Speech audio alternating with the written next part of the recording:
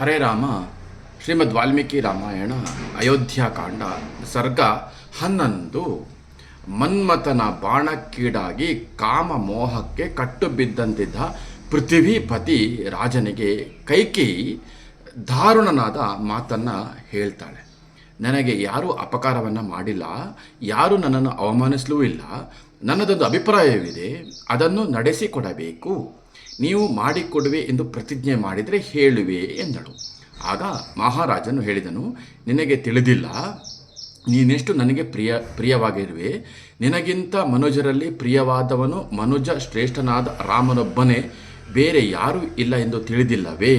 ಅವನ ಮೇಲೆ ಪ್ರಮಾಣ ಮಾಡಿ ಕೇಳುತ್ತೇನೆ, ನಿನ್ನ ಮನಸ್ಸಿನಲ್ಲಿರುವ ಬಯಕೆ ಏನು? ರಾಮನನ್ನು ಒಂದು ಮುಹೂರ್ತವು ಬಿಟ್ಟಿರಲಾರೆ, ಅವನಿಲ್ಲದೆ ಜೀವಿಸಿರಲಾರೆ. ಅವನ ಮೇಲೆ ಆಣೆ ಇಟ್ಟು ಹೇಳುತ್ತಿರುವೆ, ನಿನ್ನ ಮಾತನ್ನು ನಡೆಸಿಕೊಡುವೆ. ನನ್ನ ಪ್ರಾಣಕ್ಕಿಂತ ಹೆಚ್ಚಾದ ರಾಮನ ಮೇಲೆ ಆಣೆ ಇಡುವೆ, ನಾನು ಹೃದಯದಿಂದ ಈ ಮಾತನ್ನು ಹೇಳುತ್ತಿರುವೆ. ಶಂಕೆ ಬೇಡ, ನಿನ್ನ ಇಷ್ಟವಾದುದನ್ನು ಮಾಡುವೆ ಎಂದನು. ಅವನ ಮಾತಿನಿಂದ ಸಂತುಷ್ಟಳಾದ ಆಕೆ ಮಹಾಘೋರ ಆತಂಕಮಯವಾದ ಮಾತನ್ನು ಹೇಳ್ತಾಳೆ. ಸೂರ್ಯ, ಚಂದ್ರ, ಆಕಾಶ, ಹಗಲು, ರಾತ್ರಿ, ದಿಕ್ಕುಗಳು, ಜಗತ್ತು, ಭೂಮಿ ಹಾಗೂ ಗಂಧರ್ವ, ರಾಕ್ಷಸ, ನಿಶಾಚರ ಪ್ರಾಣಿಗಳು, ಮನೆಯಲ್ಲಿರುವ ಮನೆ ದೇವತೆಗಳು ಮತ್ತೆಲ್ಲ ಈ ಮಾತನ್ನು ಕೇಳುತ್ತಿರುವವರು, ಸಾಕ್ಷಿ ಆಗಿರುವರು. ದೇವತೆಗಳೇ ಕೇಳಿ, ಸತ್ಯಸಂಧ ಮಹಾತೇಜ ಧರ್ಮಜ್ಞ ಸತ್ಯವಾದಿ ಮಹಾರಾಜರು ನನಗೆ ವರ ನೀಡುತ್ತಿರುವರು. ರಾಜನೇ, ನಿನಗೆ ನೆನಪಿದೆಯೇ? ದೇವಾಸುರ ಯುದ್ಧದ ಸಮಯದಲ್ಲಿ ನಿನ್ನನ್ನು ರಕ್ಷಿಸಿದ್ದಕ್ಕಾಗಿ ನೀನು ನನಗೆ 2 ವರವನ್ನು ನೀಡಿದ್ದೆ. ಆಗ ಅದು ನಿಮ್ಮಲ್ಲೇ ಬಿಟ್ಟಿದ್ದೆ. ಈಗ ಅದನ್ನು ಪಡೆಯಲು ಬಯಸುತ್ತಿದ್ದೇನೆ. ಕೇಳಿ, ಧರ್ಮದಿಂದ ಅದನ್ನು ನನಗೆ ನೀಡಿರಿ, ಇಲ್ಲದಿದ್ದರೆ ನಾನು ಪ್ರಾಣವನ್ನು ತ್ಯಜಿಸುವೆ ಎಂದು ತಿಳಿಯಿರಿ.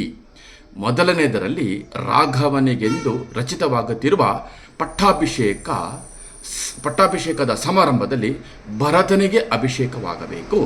2ನೇದನ್ನು ಪಡೆಯುವ ಸಮಯ ಹಿಂದೆ ಬಂದಿದೆ.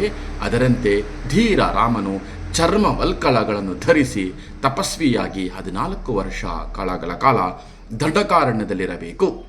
ಭರತನು ನಿಷ್ಕಂಟಕನಾಗಿ ಯುವರಾಜನಾಗಿ ಹಿಂದೆ ಹೊರಡುವ ರಾಮನನ್ನು ನೋಡುವ ವ್ಯವಸ್ಥೆಯಾಗಲಿ. ಇದೇ ನನ್ನ ಪರಮ ಆಸೆಯು, ನಿಮ್ಮಲ್ಲಿ ಬೇಡುತ್ತಿರುವ ವರವೂ ಆಗಿದೆ.